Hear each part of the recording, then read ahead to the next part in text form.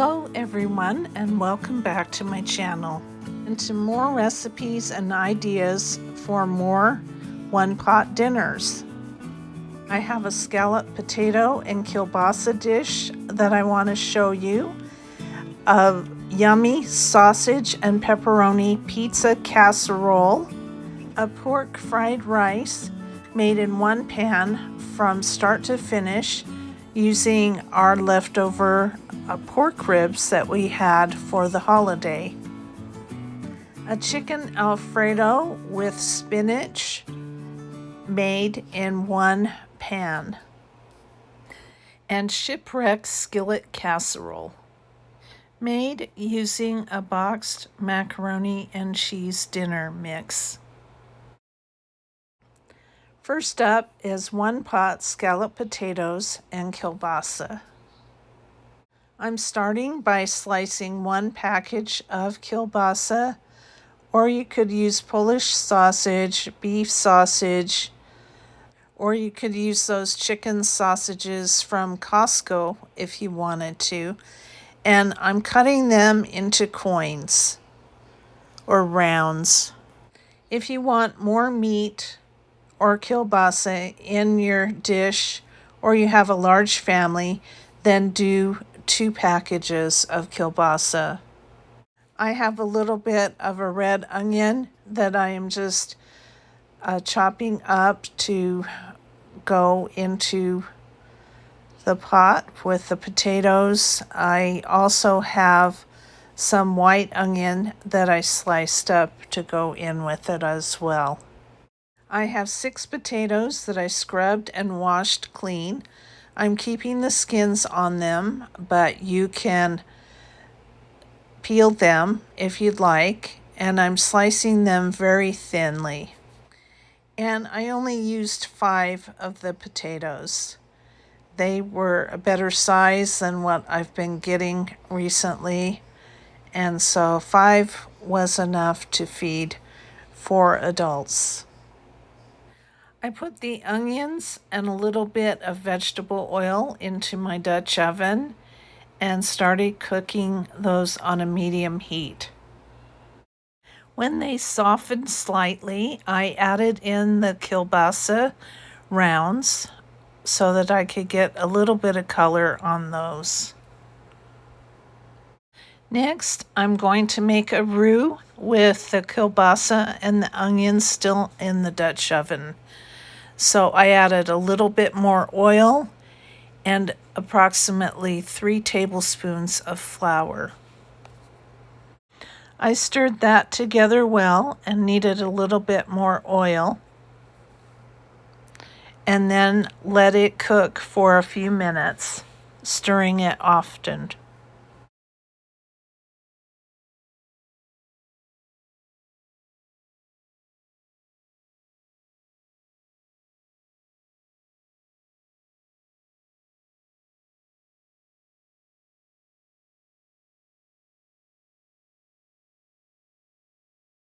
After the flour cooked for a little bit, I then added about 1.5 cups of milk. You may need to add more until you get this consistency that you need it to be.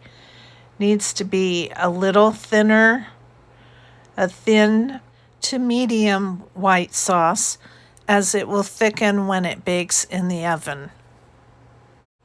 At this point, you don't want the heat too high because you don't want to scorch your milk, and you want to keep on stirring this so that you have a nice lump-free white sauce.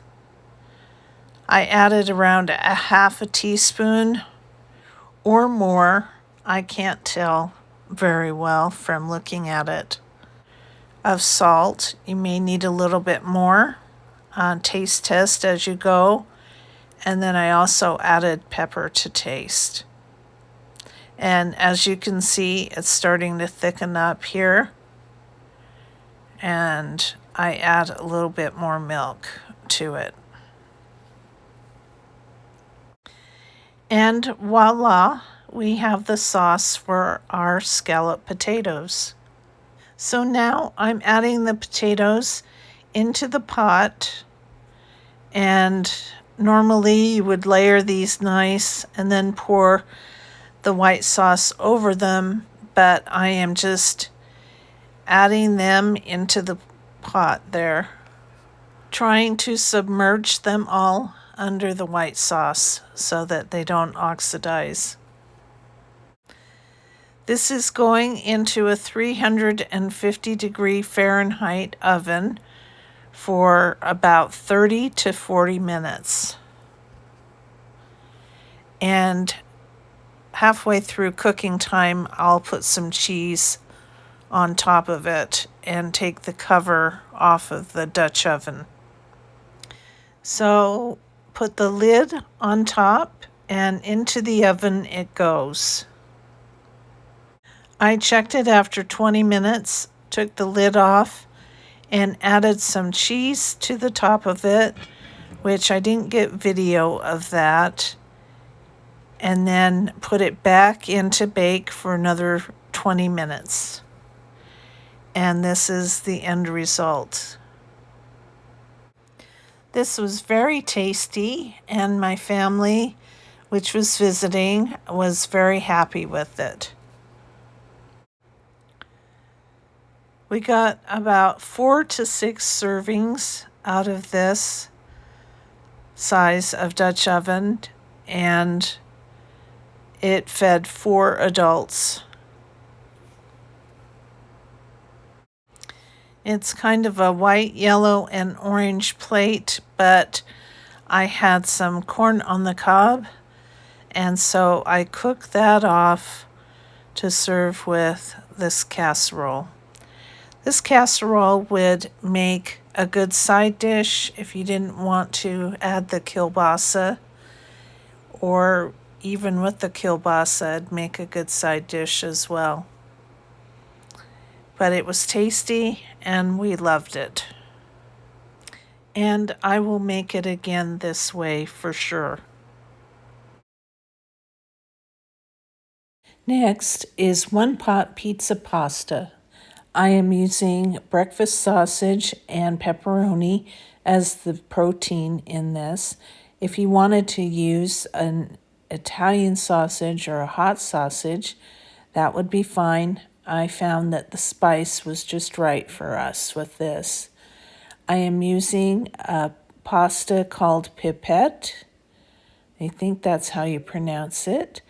And pizza sauce, some beef base, mozzarella cheese, onions, and some sauteed mushrooms that I sauteed and froze about a week ago. I'm getting the sausage browned.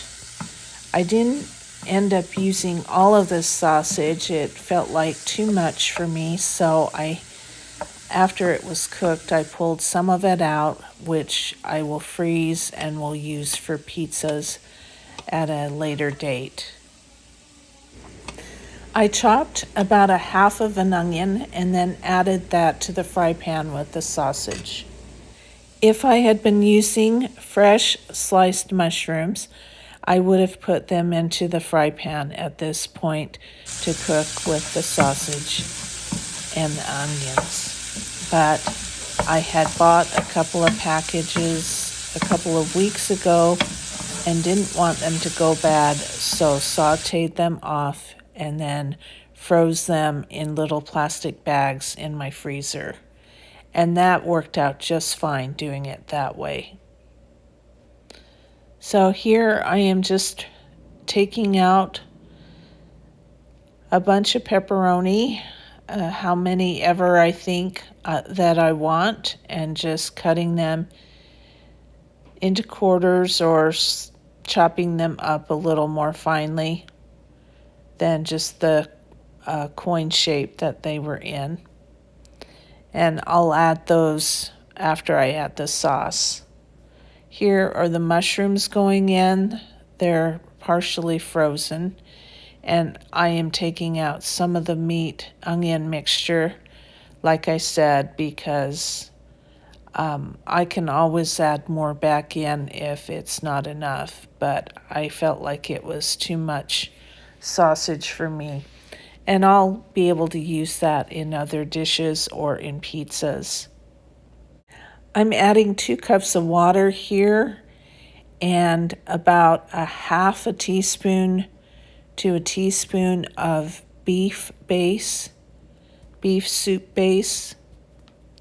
I added a jar of pizza sauce and a little bit of water into the jar to get all of the pizza sauce out. And then I ended up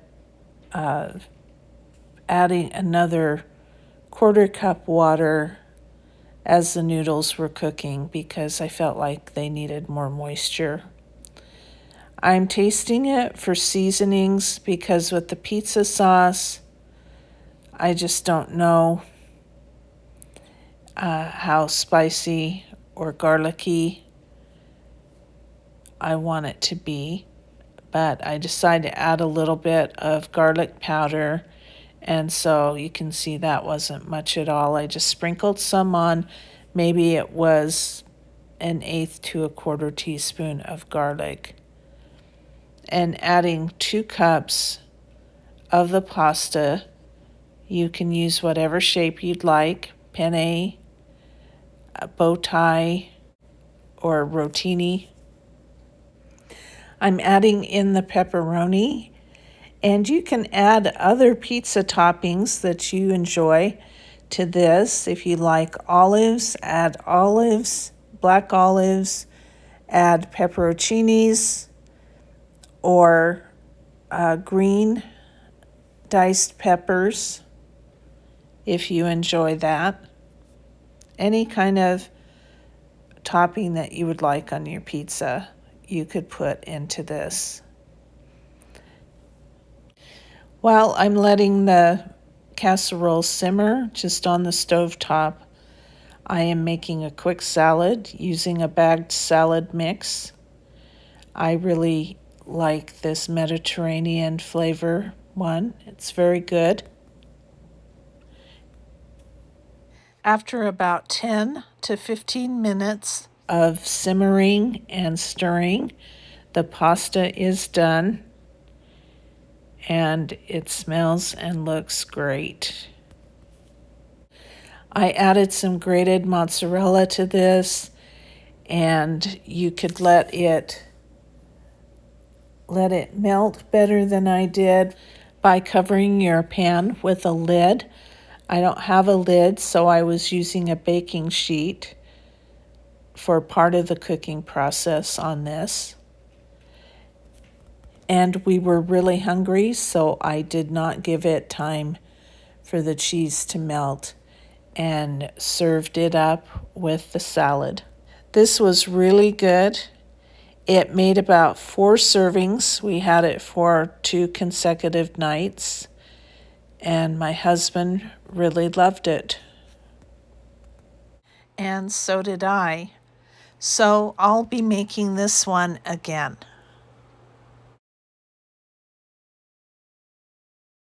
Next up is 1-pan pork fried rice. First of all, I am putting 3 cups of water into a nonstick fry pan. When that comes to a boil, I'm adding 1.5 cups of plain white rice. And then I am going to cover that and let it simmer on low for 20 minutes. You could use leftover ham cut into cubes for this, or leftover chopped up pork chops, or cooked, diced, or leftover bacon, or kielbasa coins for this. I'm using some leftover pork ribs that we had the other night, and I am just cutting that meat off of the bone and then chopping it a little finer, but it's still a rough chop. So that's maybe a cup or a cup and a half of meat. I did go back and cut meat off of another rib, which I added to the bowl. I'm chopping a half of an onion finely to add to the rice once it's cooked. After 20 minutes, this is what the rice looks like. And so I am just stirring that around to fluff it up a bit, and then adding a well or a hole in the middle. And I added a couple of tablespoons of vegetable oil to that.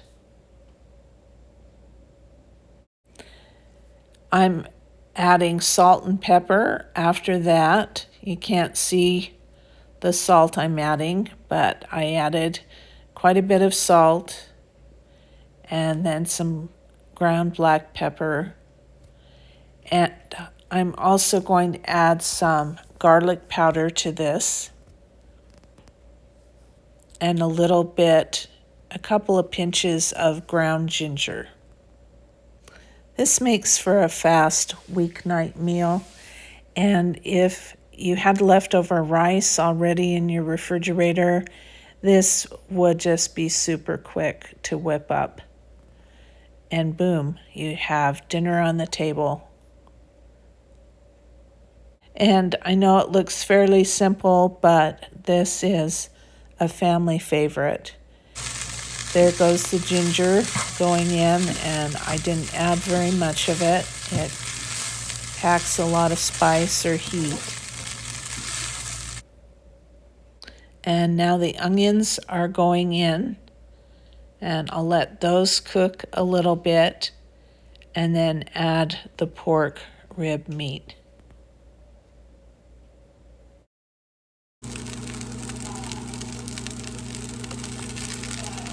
You can add any kind of vegetable to this.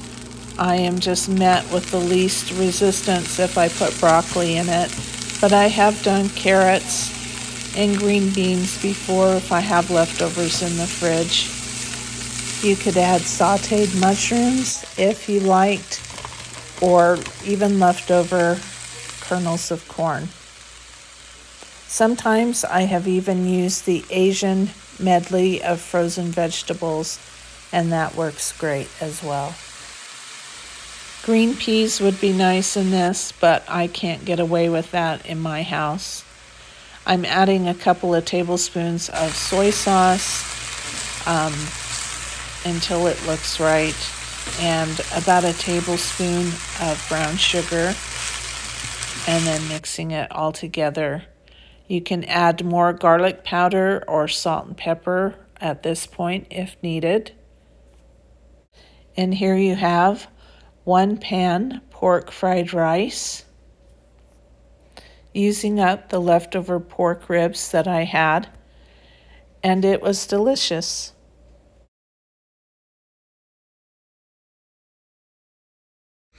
One pan or one pot chicken Alfredo. Is there anything more boring than watching somebody cut up and chunk up chicken? I don't think so. This was one chicken breast cut into chunks or nuggets. It was about a pound of chicken meat. If you want more, do another breast or two. If you have a larger family, do 3 of them. This was quite a large breast, though. And so now I'm just adding salt and pepper. I added the chicken meat to a skillet with a little bit of oil, cooking oil in it, and just seasoned it with salt and pepper. I wanted to get a little bit of brown color on this. I didn't get as much as I would have liked, but it's fine. And so I go ahead, and there's a little bit more grease than I want in this, and I'm just blotting it out with a paper towel. I'm adding in 2 cups of water, and I went back and had to add another half cup, so 2.5 cups total of water to this. 2 cups of bow tie pasta, or any kind of pasta shape that you'd like. But the bow ties are cute and they're relatively easy for a child to eat. I added a teaspoon of chicken flavored soup base, or you could use a chicken flavored bouillon cube, or if you have a flavor packet from a ramen package, you could use that if you wanted to. The water here is boiling and I have turned it down to a low simmer, adding more salt and pepper to the pasta, and then some garlic. I just sprinkled it on top. I didn't use as much as other people do, maybe just a 1/4 teaspoon of powdered garlic.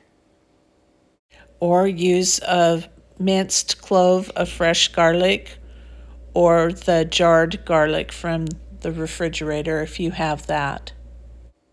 But add as little or as much garlic as your family likes. We're all different as far as the garlic consumption goes. There's that additional 1/2 cup of water that I was talking about going in.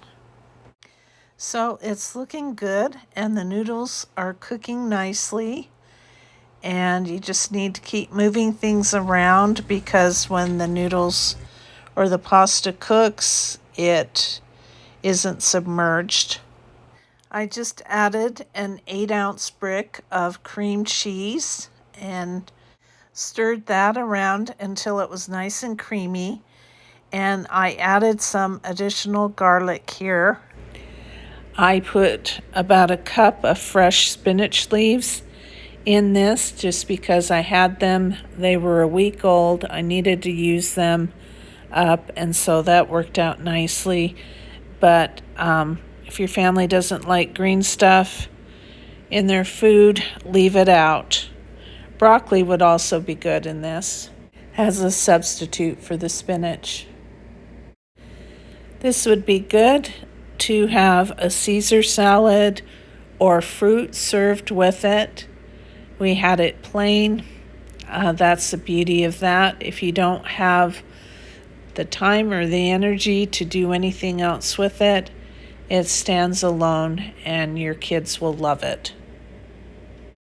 This made about 4 servings. If you have big eaters in your home, it possibly would only make 2 to 3 servings. And I don't think that you'd have any problems doubling this recipe in the fry pan if you needed to double it. Next, we have Shipwreck Skillet Casserole. This is a recipe that I found while watching the YouTube channel called The Hillbilly Kitchen. And Becky, the hostess, was making this, and I thought it looked interesting. So I'll leave the link to this video that she made, and you can go check it out and give her a shout out in the comments section. First, I am browning a pound or pound and a half of ground beef in a skillet, and I am going to add some chopped purple or red onion to that, about 1/2 of an onion, maybe a little less. I'm letting that get some color on it and letting the onion get soft, and I am adding salt and pepper to taste to that.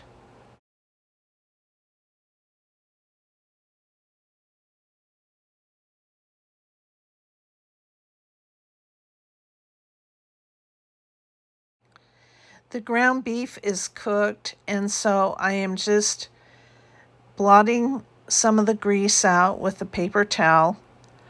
If you take your grease out this way, just be careful that you don't burn yourself because it does get very hot.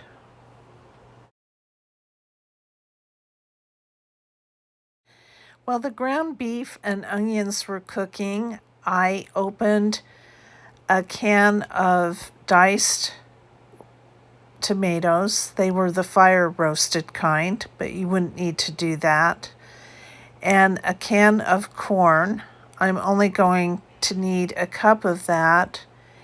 And I got out a package of frozen peas out of the freezer and opened a box of macaroni and cheese dinner mix. So I'm adding the tomatoes with their juice, and I drained the corn and added about a cup or how much ever I wanted to. And then I added the cheese sauce from the macaroni and cheese mix. And now I'm adding a cup of milk and stirring that to combine it well. Next, I'm adding in the noodles from the mac and cheese and stirring it until they are covered by liquid. And since you've got milk in this, you need to turn it down to a very low heat so that the milk won't scorch, and keep on stirring it. I am going to cover it for a couple of minutes and then check on it again and stir it. I added just a little bit more water there because it looked like it needed it. I don't have a cover for my skillet, and so I'm using a sheet pan. So here it's been a couple of minutes and I'm stirring it and then putting the cover back on it for another 7 minutes or so until the noodles are done. The noodles are done, and at this point I could add some seasonings like some chili powder or some Italian seasoning or whatever you would like to add to this, but I forgot to.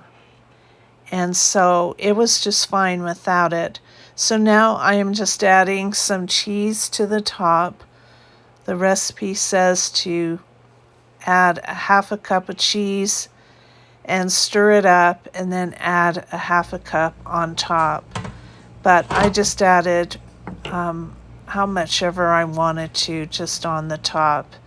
And I turned off the heat and I am covering it so that the cheese will melt. I made a very simple side salad to go with this, using chopped romaine lettuce, some cherry tomatoes, some pickled onions, and some homemade croutons. And the recipe calls for a cup of peas to be added to the casserole when you're adding the corn and the other vegetables in, but I would have a revolt in my house if I added peas to something. And so I cooked some peas up, and I am just going to put them on my plate and put my casserole on top of the peas because I'm the only one that likes peas. So here you have Shipwreck Skillet Casserole. This was just okay in my opinion, but it would fill up bellies, and I think children would like it a lot. I think that I would like it better if it didn't have the tomatoes in it and it was just kind of like a cheeseburger casserole. And I did forget to put extra seasonings in it, so that might have made a difference as well. So give it a try. It has simple ingredients and fairly inexpensive to make, and so it comes together really quickly as well. So here are 5 ideas for dinner, easy one-pot meals that have inexpensive ingredients to them and I hope that you give them a try. The recipes will be in the description box. Please like and subscribe and leave a comment. And have a good day. Goodbye.